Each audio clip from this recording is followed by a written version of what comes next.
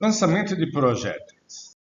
A nossa agenda hoje será sistema de coordenadas cartesiano, intervalo e vetor deslocamento, vetor velocidade, depois vamos falar de vetor aceleração, lançamento de projéteis, vamos analisar o movimento no eixo X e no eixo Y, vamos ver a altura máxima. Na continuidade, vamos ver o alcance, tempo de viagem do projétil, alcance máximo, material, resultados e conclusão. Sistemas de coordenada cartesiana. Vamos analisar um movimento em duas dimensões. Cada evento é determinado pelos valores da sua posição pelo tempo. Veja que agora o evento tem os valores do tempo e as coordenadas de posição x, y. Representação no SMAT Studio. Se eu tiver um movimento em três eixos, nós vamos ter a primeira linha tempo, segunda linha x, na terceira linha y, na quarta linha z. Se o nosso movimento é em duas dimensões, nós vamos usar apenas três linhas, t, x e y.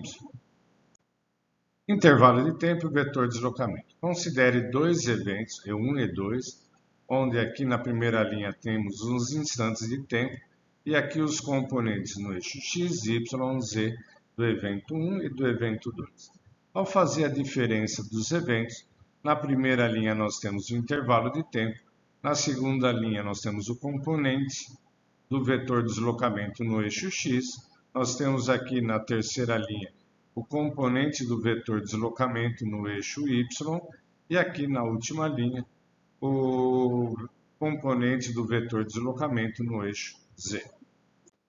Vetor velocidade. Já vimos conceitualmente que velocidade é a derivada da posição em relação ao tempo. Em termos vetoriais, o vetor velocidade é a derivada em relação ao tempo do vetor posição r. Como é feito isso? Imagine que no SMAT Studio, o evento, a primeira linha sempre é t com unidade de segundo. Na segunda, terceira e quarta linha, nós temos um vetor, os componentes do vetor posição. Por exemplo, no eixo x, varia linearmente com t. No eixo y, varia quadraticamente com o tempo. E no eixo z é constante. Aplico a derivada em cada um dos componentes. Veja que aqui agora a velocidade, a primeira linha some, né? Então, se no evento eu tinha 4 linhas, no vetor velocidade eu vou ter 3 linhas apenas. Lembre que para acionar o 2, 3 e o 4, eu uso a chave. Eu uso aquele símbolo que eu tenho no teclado. Então, eu coloco EV, chavinha 2, chavinha 3, chavinha 4. E aí eu coloco aqui fora, vezes 1 dividido, e coloco a unidade de segundo, porque aqui está em metros. E aqui ele faz a derivada. A derivada de t é 1, derivada de t quadrado é 2t, a derivada de 3 é 0. E aparece com as unidades corretas. Observe aqui que nós temos aqui o vetor RI, RF, as velocidades, como já vimos, é sempre tangente à trajetória, então tenho VI aqui, VF aqui. Eu pego esse vetor VI, trago aqui, VF eu trago aqui, ó, e a diferença é o vetor ΔV. Vetor aceleração. Novamente, o vetor aceleração é a derivada do vetor velocidade. Considere esse evento aqui, tempo, o componente da posição x depende linearmente do tempo, em y é t quadrado e aqui é 3. Ao aplicar a primeira derivada, nós temos aqui o vetor velocidade. É 1, é 2, t e 0. Ao aplicar de novo a derivada, né, agora usando V1, V2, V3, perceba que a derivada de 1 é 0, a derivada de 2t é 2 e a derivada de 0 é 0. Lembre que na aceleração coloco vezes 1 dividido por segundo, para ter a unidade de forma correta. Lançamento de projéteis. Inicialmente é dada a posição inicial, o ângulo inicial e a velocidade inicial. Ao disparar uma esfera, a gente registre esse vídeo aqui, o movimento da partícula num lançamento de projétil. Muito bem, vamos analisar então como se processa esse movimento em cada um dos eixos. Para isso eu uso o aplicativo Tracker. Vamos aqui então olhar um movimento no eixo X. Ao aplicar aqui, coloquei a origem do sistema de referência no evento 0 e aqui o eixo X alinhado para a esquerda. Observe que eu tenho uma linha reta. Portanto, se o meu gráfico da posição em relação ao tempo é linear com o tempo, eu tenho aqui essa equação de movimento. Aqui é V0, ok? Então, projetando no eixo X, é V0 cosseno de θ0 vezes t. Observe o movimento agora no eixo Y. É uma parábola. Então, clicamos aqui, a analisar, e a gente tem que a equação é algo desse tipo. Y0, a posição inicial, projetando a velocidade inicial no eixo Y, V0 seno θ0t, e menos meio de gt quadrado. G é a aceleração da gravidade e é negativo porque o eixo Y está apontado para cima e a aceleração da gravidade aponta para baixo. Altura máxima. Considere que a posição y de t é igual a zero. Tem-se então, aplicando na equação em y, que a solução, temos duas soluções. Menos V0 seno θ0, mais ou menos a raiz quadrada de delta, dividido por 2a, que dá menos g. O ponto mais alto da trajetória se encontra no ponto médio. Logo, se a gente pegar esses valores e somar, teremos esse resultado aqui. Então, o tempo para que a partícula atinja a altura máxima é esse aqui. Portanto, se pegarmos aquele valor e aplicarmos na equação em y, teremos isso daqui. Pegamos o seno θ0, multiplicamos aqui, vai ficar ao quadrado. Aqui elevamos ao quadrado. Achamos o mínimo múltiplo aqui, que é 2g.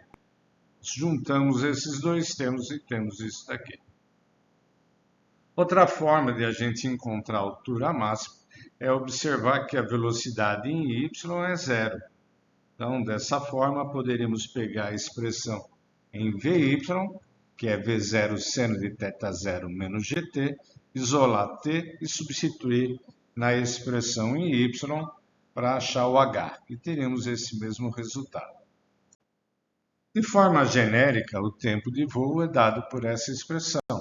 Lembre, a expressão inicial era x igual x0 mais v0 cosseno θ0t.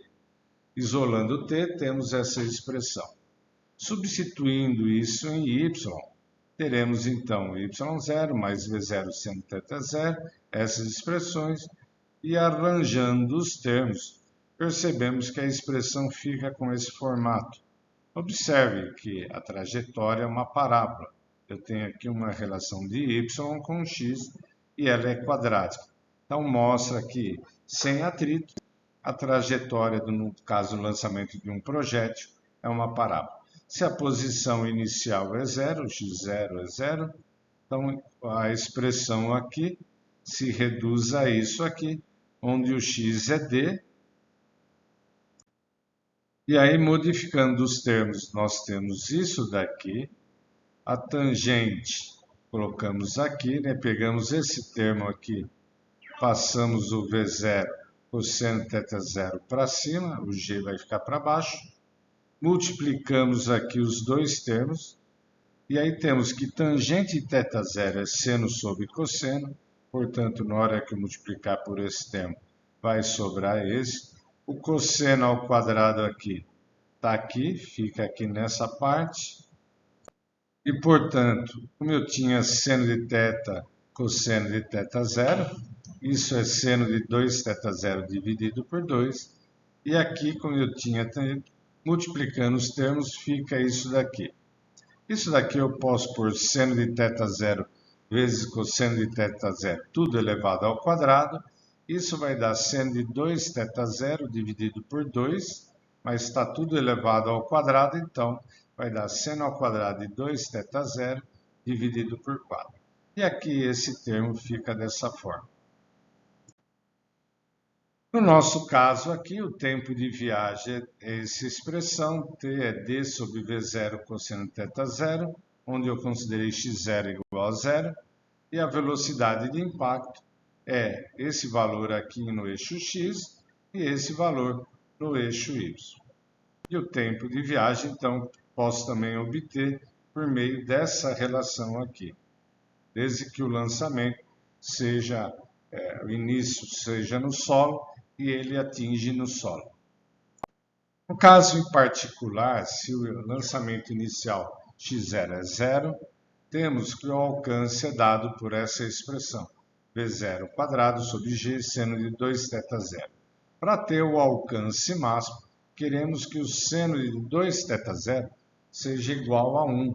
Isso vai acontecer quando o seno é de 90 graus. Então, 2θ zero tem que ser igual a 90 graus, ou seja, o ângulo tem que ser 45 graus. Para essas atividades são necessários os seguintes materiais: SMAT Studio, computador, esfera, clinômetro, uma fita adesiva, rampa de lançamento, régua, mesa, tripé e celular. Ou podemos obter dos arquivos aqui lançamento de projéteis, 1 a 5, que estão disponíveis no site. Bom, se for fazer a experiência, então, monte o celular no tripé, coloque a esfera na rampa de lançamento, comece a filmar, lance a esfera, oriente o sistema de referência de forma que o eixo X esteja na horizontal, o eixo Y na vertical, coloque a origem no evento zero, extraia a equação do movimento no eixo X. Também extraia a equação de movimento no eixo Y. Obtenha, com base nas duas equações, o valor do ângulo inicial. Também obtenha o valor da velocidade inicial. Identifique o ponto em que a altura é máxima. Anote os valores do evento. No caso, tempo, x e y. Compare os valores do evento com os valores teóricos. Identifique o evento de forma que o alcance ocorra para y de t igual a zero. Conclusão: a localização de uma partícula em relação à origem de um sistema de coordenadas é dada por um vetor posição. O vetor velocidade é obtido derivando o vetor posição, o vetor aceleração obtido derivando o vetor velocidade. A descrição do movimento de lançamento de projéteis pode ser feita usando o tracker. O movimento balístico é o movimento de uma partícula lançada com uma velocidade inicial.